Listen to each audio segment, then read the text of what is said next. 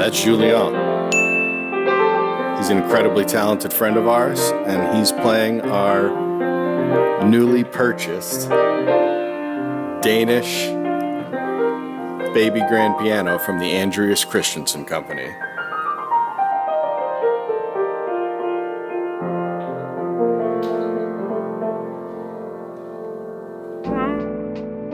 Yes, we purchased this piano. We'll talk more about the price tag in a bit. It's a big swing for us, to say the least. But we went ahead and placed it right in the dining room. And as our instrument collection for the studio grows, this piano is definitely our crown jewel. Most importantly, the piano sounds incredible, even in our untreated space. We'll most likely make movable sound baffles to be able to control the sound of the piano. But acoustically, naturally in the space, the piano sounds fantastic.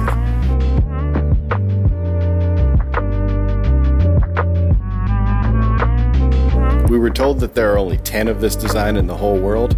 I'm not sure if that's accurate, but here's Randy Sheets from randyswholesalepianos.com about 11 years ago. Hi, I'm Randy Sheets with randyswholesalepianos.com. I'm doing a video inspection of an Andreas Christensen, which is a modern art piano designer. Made very few pianos. These pianos are very rare. They sell anywhere from $40,000 to $180,000. There's one in the Swedish Modern Art Museum, also one in the New York Modern Art Museum. No, we did not pay $180,000 for this piano. Randy's not even asking that much for the piano in that video. I'm not going to tell you what we paid. Leave your best guess in the comments. But so the question is, where do you go to find one of the rarest pianos in the world, imported from Denmark, and in exceptional condition? Where can people find us? Yes. Well, we are in Glassell Park. We love living here. But yeah, we're in Glassell Park. We're on Instagram, our website, FurnitureFosters.com. The Instagram is FurnitureFosters. FurnitureFosters, yep.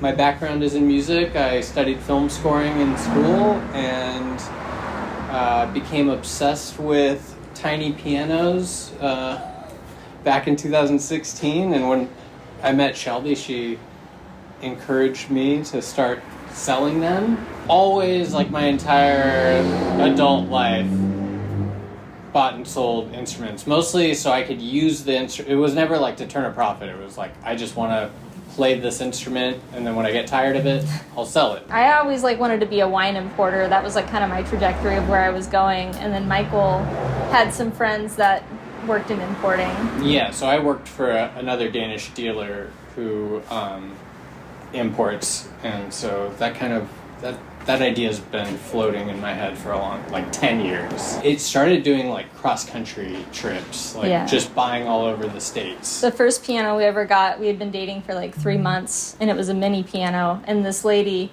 somehow Michael convinced me to go pick up this piano with him after I had worked a whole day. And this lady asked us how long we were married for, because it was that easy to load the piano up together. Nice. Yeah, it's the ultimate IKEA test. And then he took over my cat's room with the piano. Yeah. I feel every little piece of furniture in here, we have a story to tell with it, whether it's a story of the manufacturer or even the person that owned it before. And I don't know, we both really loved Antiques Roadshow, and I just think it's so cool to keep that history alive as we find these new homes for all these little things, Yeah, thanks so much, guys. Thank you.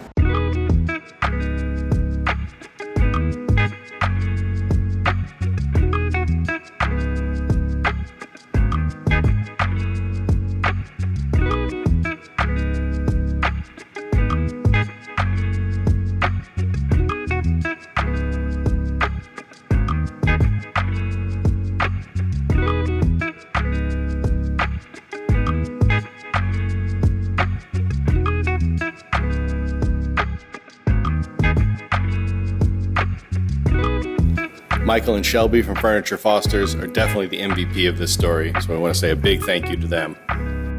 Michael went over and above and came to the house to supervise the move-in, check the tuning and every other detail on the piano. And he's also a walking history book on furniture and the pianos and other instruments that he collects. So here's Michael to tell you some more. In the 1930s, 20s or 30s, there was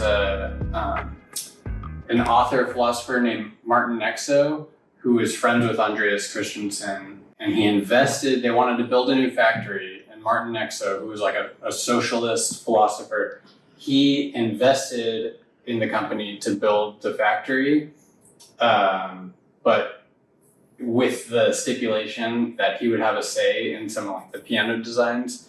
So he knew a bunch of architects and artists who he helped team up with Andreas Christensen.